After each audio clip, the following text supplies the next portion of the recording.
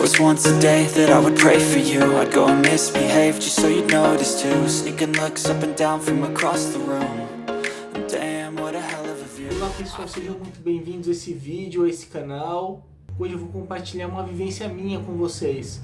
Eu sempre gostei muito do budismo e lia sobre o budismo, né? Mas não lia muito, lia pouco, porque eu lia pouco sobre tudo. Mas aí eu comecei a frequentar a Umbanda, né? Frequentar não, que se tornou minha religião, né? Há mais de 20 anos atrás. E nisso, ao mesmo tempo que eu comecei na Umbanda, eu comecei a ler mais sobre o budismo. E assim, no centro que eu ia, primeiro eu passei por uma terapeuta, né? Que não era psicóloga, né? E ela dizia que... passava assim que a gente não deve se preocupar com a gente, que nossos sonhos não é importante, que o importante são outras coisas. Aí depois eu comecei a frequentar Umbanda. Aí falavam na Umbanda, né? Inclusive um guardião que eu gosto muito. E eles me mostravam que os desejos não eram uma coisa ruim, os meus sonhos, né? Os sonhos são desejos muito grandes. Então que a gente não tem problema na gente ter desejo, desde que não sejam desejos maus, né? De prejudicar os outros. Então eles me davam força nesse sentido do que era importante para mim. Do que é importante para mim, eu realmente é bom realizar. E era uma realidade nova e positiva que eu estava vivendo. Aí eu começava a ler o budismo, aí aparecia assim, você não deve realizar seus desejos. E tinha muito isso, o budismo falava muito em desejos, e que não se deve praticar os desejos. Aí eu comecei a entrar em conflito, eu falei, mas se na Umbanda me falam isso, no budismo falam isso, porque eu era meio inexperiente, né, começando a estudar, e a gente espera uma verdade absoluta, né? E eu entrava em conflito. Por quê? Porque eu não sabia se era importante realizar desejos ou se não era. Eu não sabia se eu via o budismo, que eu tinha confiança, ou se eu seguia a Umbanda, que eu também tinha confiança. Aí eu comecei a pesquisar sobre esse assunto, né? Foi aí que eu achei os textos do reverendo Gensho. Aí, quando eu encontrei os textos do reverendo Gensho, eu comecei a ver que... eram umas interpretações que faziam do budismo, né? Umas traduções que faziam do budismo. Que na verdade eles traduzem certas palavras que significam desejos negativos. Aí tem uma separação, acho que é Tanya, Mana e Ditti, que ela significa um desejo negativo. Quando na verdade a gente só não pode realizar os desejos negativos, mas o desejo positivo é muito bom. Que nem o desejo de se autoconhecer, de se espiritualizar. Isso aí é muito bom, o desejo de atingir o Nirvana, tudo isso leva a gente pra frente, né? E faz a gente ter uma vida muito melhor. Porque quanto mais a gente se conhece, mais a gente ganha consciência e amor. Consciência a gente fica mais sábio com a vida, e com amor a gente fica mais feliz. E a gente pode evoluir muito, podemos atingir o Nirvana e muito além do Nirvana nessa vida. Então, pessoal, eu comecei a escrever textos sobre isso, sobre os desejos, sobre explicações que assim que não acontecem, né? Para ajudar outros budistas, para ajudar budistas, né? Que muita gente também deve entrar em conflito, achando que não pode realizar desejo, quando os desejos positivos, eles são uma coisa boa pra gente, eles impulsionam a gente pra vida. E sem sonho, desejo e vontade a gente não vive.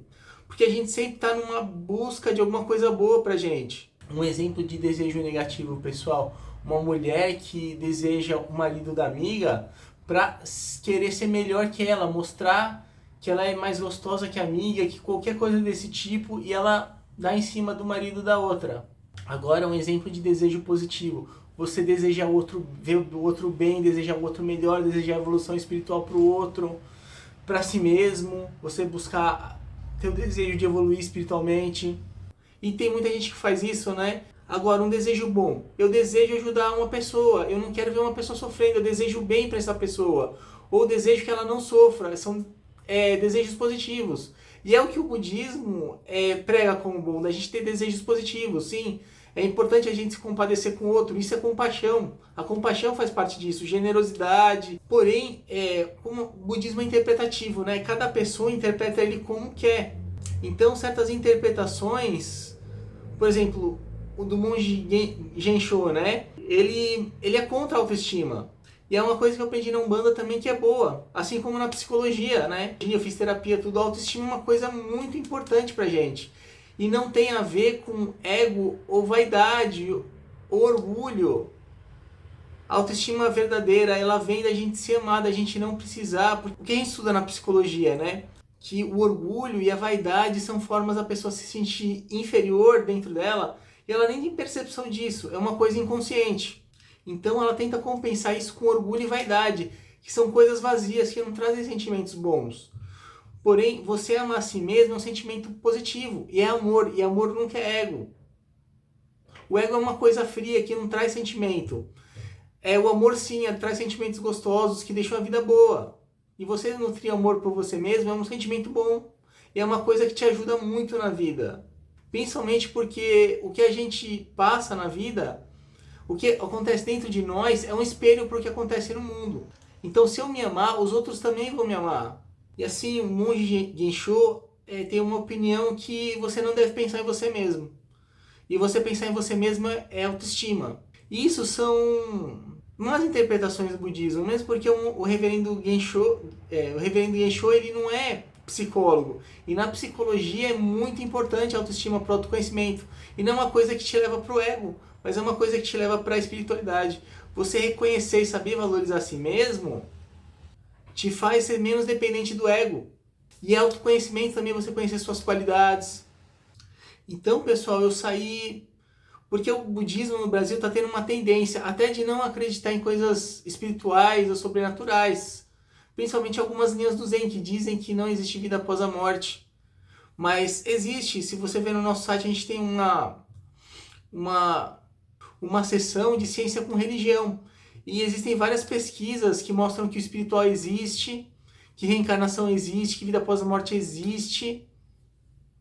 E tem uma seção sobre isso com várias pesquisas lá no site. Mas algumas linhas do Zen é contra isso. E muitas coisas espirituais do budismo são feitas de interpretações psicológicas. Então isso está ganhando uma grande complexidade no budismo e principalmente na compreensão que as pessoas têm no budismo. E de informações contraditórias que acontecem no budismo. Um fala que existe vida após a morte, o outro fala que não.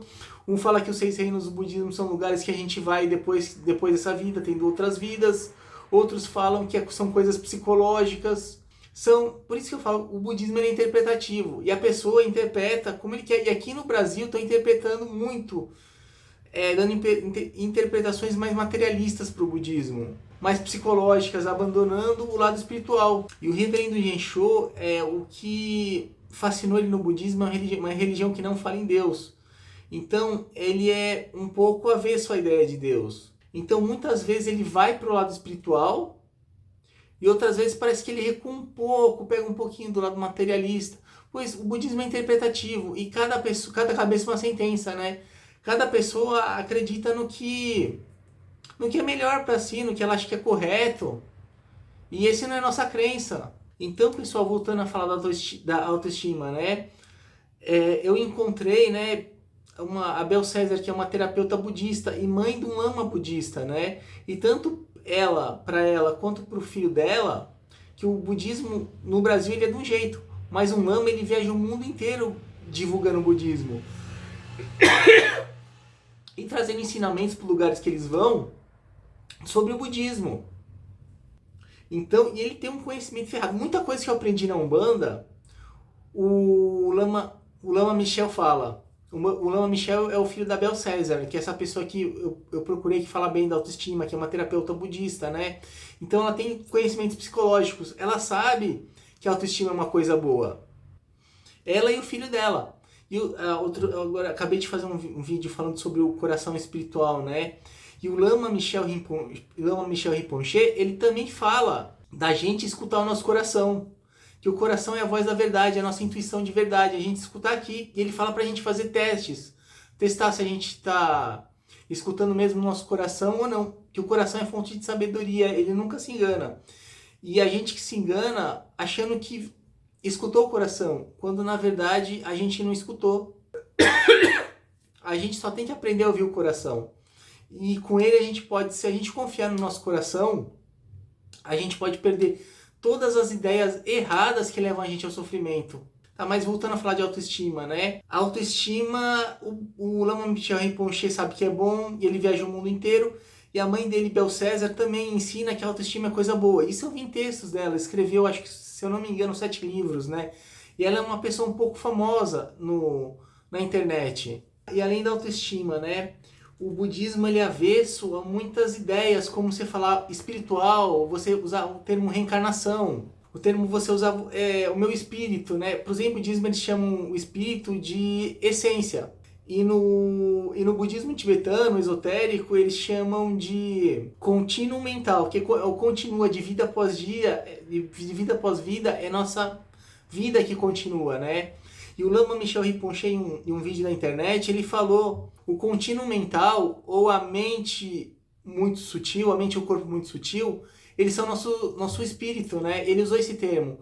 E os budistas são muito avessos a esse termo, por causa que ele entra numa discussão da ideia de alma do hinduísmo, que a ideia de alma do hinduísmo é algo que não se modifica, que ela é sempre igual. E a do budismo não. A do budismo, ele está em constante transformação, tudo está em transformação, inclusive a nossa alma. E por causa disso o budismo abandonou a ideia de alma, né? De não gostar de falar do nome alma, porque eles associam a alma ao conceito de alma do hinduísmo. Mas acho que seria muito mais simples você falar que a alma, ela muda o tempo todo. Eu também acho que a alma muda, se transforma, até mesmo porque a evolução espiritual faz isso, né? Ela muda a nossa essência, que é o autoconhecimento. Então, acho que em vez de... E por isso eles teimam com reencarnação, que fala do mal imortal. E eles vão se distanciando cada vez mais do espiritual. E muitas vezes adotando interpretações psicológicas para coisas espirituais. É como se pegasse o budismo e você fizesse uma psicologização do budismo. O budismo ele tem uma psicologia dele. O Nobre Caminho Óctuplo, as 4 Nobres Verdades, que são coisas que trabalham com a nossa essência, né? Nosso autoconhecimento, coisas que trazem transformação para a nossa vida, para melhor. Então o que acontece? O budismo tem uma linguagem própria, com interpretações variadas dessa linguagem. Assim como cada religião tem uma linguagem para falar de alguma coisa. E uma linguagem difere da outra. E muitos budistas não gostam de comparação com outras religiões. Eles não gostam, e são muitas vezes contra misticismo, esoterismo. E você estudar o budismo em outras crenças. Quando na verdade isso pode levar as pessoas a meditar, o estudo traz autoconhecimento, estudar o espiritual. Então são coisas positivas, eles são contra. Eles acham que se você que você tem que ser budista para estudar o budismo e praticar o que eles falam. Quando na verdade não, né? A gente pode se beneficiar muito estudando o budismo. Assim como estudando a Umbanda, como estudando outras religiões. Estudar o espiritual só traz evolução espiritual, alimenta a nossa alma e é gostoso para a nossa alma a gente obter conhecimentos espirituais. Então, pessoal, isso aí, como sempre, em todos os vídeos que a gente faz, a gente põe uma mandala para você se autoconhecer vendo o vídeo, né? Então, se você assistir outros vídeos, você vai se autoconhecendo mais. Quanto mais você assiste, mais autoconhecimento você vai obtendo, né? Por causa das mandalas. E nesse projeto, a gente ajuda dando conhecimento espiritual e trazendo seu autoconhecimento. Então, e se você quiser contribuir com o nosso trabalho, de querer ajudar as pessoas a se autoconhecerem, a trazer informações espirituais, você pode curtir, compartilhar ou comentar, que isso ajuda nosso vídeo a ser mais visto. E também, se você quiser participar desse projeto de evolução, né, de autoconhecimento, se inscreve no canal e ativa o sininho para receber as notificações. Assim você fica mais próximo da gente e fica mais em contato dos vídeos que você pode assistir para ter um autoconhecimento. A gente já fez muitos vídeos aqui no canal, né? Mais de 200, se eu não me engano, tá 251 vídeos que a gente fez até agora. E você pode ver nesses vídeos, são bem interessantes e você vai evoluindo espiritualmente, né? Ou se autoconhecendo. E quanto mais você assiste, maior vai ficando sua luz, que ela vai crescendo de pouquinho em pouquinho, vai crescendo. E a gente tem treinamento também de autoconhecimento no nosso site, de autoconhecimento, de Nirvana. Se você... de Nirvana, ou Ascensão, ou Iluminação. Então é isso, pessoal. Espero que vocês tenham gostado do vídeo. E um grande abraço no coração de vocês. But if I lay down and I play dead and I stay